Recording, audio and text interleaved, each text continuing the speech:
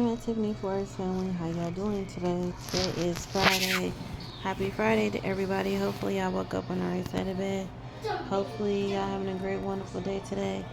P.S. You all, happy Valentine's Day to everybody. Hopefully you spending time with your loved one today.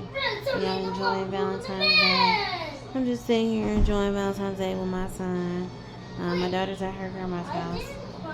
Today, you guys, we're going to talk about the day my life changed forever. Um, whew, I'm sorry, y'all. If I start crying, excuse me. Um, the day that my life changed forever was when I lost my mom. That's the day I'll never forget, you guys.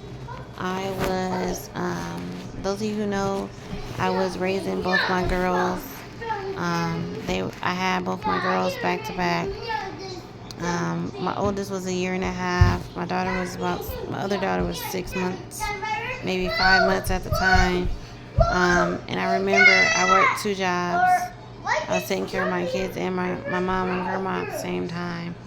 Didn't have no help. I didn't have no one to help me take care of them and go back and forth to work and take care of my grandparents too.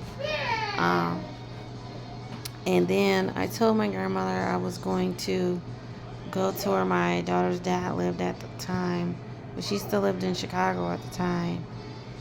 And I told her I was going to take the kids up there to go visit and stuff, which I did. I took both my kids up there and I came back.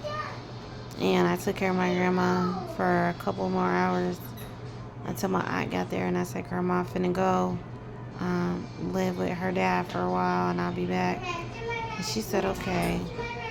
She let me borrow about maybe $260 so I could go out there and have some type of security in life and get a job and get my kids situated and stuff like that.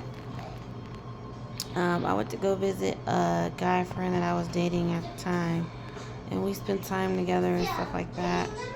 While I was out there visiting him, I came back to Chicago and made sure I seen my kids, made sure I FaceTimed them every day and called them and sent them money and stuff like that.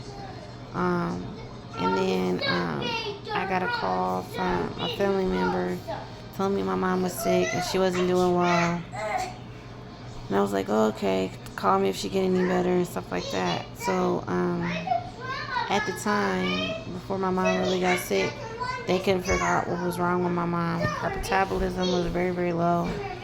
Her potassium was very, very high at the time. And they had her on all types of different type of medicine. One minute they thought it was this, and the next minute they thought it was something else. And it kept going and kept going and kept going. Finally, after all that time, the medicine was working there for a while, but then it stopped working. And they had to change it maybe every week or every other week or every 2 weeks. They had to end up changing her medicine for whatever reason. After a while, they figured out what it really was. That she had a big mass tumor in her stomach at the time. After all those tests that they did, they couldn't find anything, kept on finding other stuff that was wrong that was not actually wrong. And maybe like 2 or 3 weeks before she died, maybe like 2 or 3 weeks, maybe a month, or a month and a half, maybe 2 months before she died, they found that she had a mass in her stomach and she had 17 smaller tumors on top of that. They were not able to get a hold of the tumor or the 17 smaller ones that they were supposed to take out. When I talked to the doctor on the phone, they said they thought they was going to be able to get all of it at one time. But they said that was going to take, maybe she was going to be in surgery maybe for about 2 weeks to maybe a month, maybe. If they had to take all the mass and the 17 smaller ones. So they decided not to. which I didn't agree with at the time. Even though I was in a whole nother state and city, I wasn't okay with that. Um, and stuff like that. And she kept on getting sick, and she wasn't um, doing any better. So they took her out the nursing home and put her in the hospital, and stuff like that. And after that, because at first they gave her like maybe a month or two to live. After that, they gave her about 3 weeks or so. And then it got so bad to where they gave her like 3 days. When I got that phone call, you all, that she was gone, I completely lost it. And because I couldn't see her go in front of me, I couldn't experience that.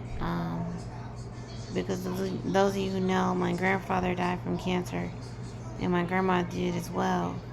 And I couldn't watch either one of them pass away because it was too hard for me. But my mom was the most hardest. My grandma I was okay with. My grandpa I was okay with. It was my mom that was the hardest moment for me. I cried for a long time, you all. And for a long time, I thought it was my fault that she was gone. I thought that her death was my fault. I thought I could have got here sooner. I thought I could have made it different. Excuse my son, y'all. He playing. And I felt like if I would have stayed here where I was, or if I would have just called her more or talked to her more,